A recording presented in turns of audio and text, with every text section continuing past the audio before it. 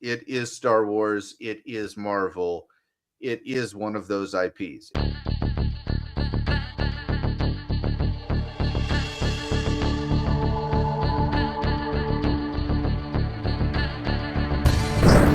If done well, could MOTU be the signature IP Amazon MGM has been looking for? Yes, it could be. It's one of those. Yes. It absolutely is one of those. It is Star Wars. It is Marvel. It is one of those IPs. It doesn't feel like it right now, but 5 years from now, people could be looking forward to MOTU movies as much as they're looking forward to any other IP right now. They Amazon really committed to try to make Lord of the Rings their thing. Like they really tried, and it just completely fell flat.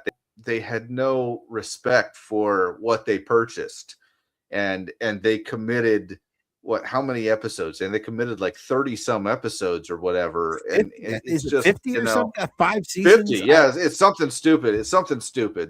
And they're each season has such a ridiculous budget, and it's so overdone. And I just feel like they just had no respect for what they were doing. This does not feel the same. This feels like they took a whole bunch of He-Man people and said, give us He-Man. And it is one of those IPs. People don't know it right now, but they'll probably. If you'd have said in 2008 that Iron Man was going to be one of the most popular superheroes for 20 years, people would have laughed hysterically at you, because Iron Man was very much a third-tier Marvel character, right? Yes, he had his own title, yes, he had his own run, but he was way behind. He was kind of a secondary character in the Avengers. He was. The X-Men were more popular than the Avengers anyway. Spider-Man was more popular than him. And there was just a lot more. But now, if you look at it, Iron Man being done well and launching that universe is now like one of the top Halloween costumes, and it's one of the most popular superheroes out there. So I feel like this, if done well, could indeed be a signature IP. I think that's something that it could be. Here's one thing that Amazon seems determined not to learn, is that they're burning money trying to make their signature properties that have already been done and done well recently.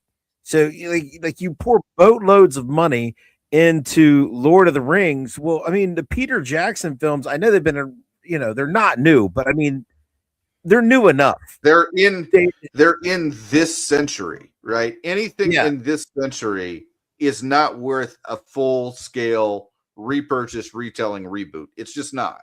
Because now they're pouring all their money into redoing Harry Potter. Mm-hmm. And it's like, you got to be kidding, right? I mean, they just wrapped those films up like not that long ago, mm-hmm. And they were doing spinoffs with the Fantastic Beast thing up until like, probably 5 or 6 years ago, something like that.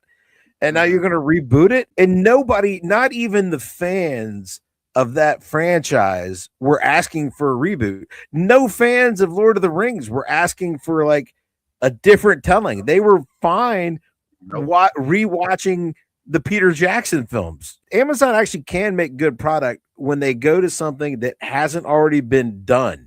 Like Reacher. Reacher was very good.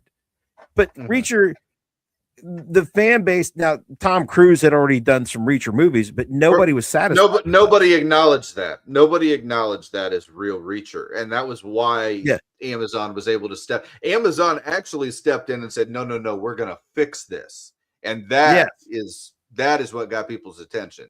And this has got that vibe. Like Masters of the Universe has never been done right in live action. And they're like, no, we're gonna do this. We're gonna take it seriously, but not too seriously. We're gonna take it the exact right amount of serious, Sir, you can't do that. Don't worry. The sword's mine. And we're gonna turn this. And think about this now. You may not think about it in terms of Marvel level success, but Transformers is how many films now? 7, I mean, Transformers. Films, right? Here's the thing. Anybody who saw the first film, it didn't make sense to continue past the first film. They just looked at Right. it and realized we had to do more because there's money here. If they plan better than Transformers, they could do a 7-8 movie run and nobody would even blink if they plan it properly. Transformers, unfortunately, just didn't know what they had and then tried to figure it out as they went along. I feel like G.I. Joe didn't plan very well either. Like they just didn't plan everything very well. They kind of just said, we kind of sort of need to do a relaunch, but we also want to try to honor the IP a little bit, and it just didn't work out. It's like, just pick one or the other, man. I wasn't really a big fan of the G.I. Joe. Even the Transformer sequels, not a big fan of them. If they plan this properly, this could be a big IP. This could be a big property of theirs. They definitely could. This could be their cash cow in entertainment. It really could be. This could be the guaranteed $1 billion film every 3-4 years. This could be it if they play their cards right. This is an expansive property because it's not just He-Man. He-Man also leads to She-Ra. And She-Ra was a hugely successful property. If ever there is a property, if ever there is a female property that somebody should really think about launching, it's She-Ra. Okay, I know that Gal Gadot did really well with Wonder Woman.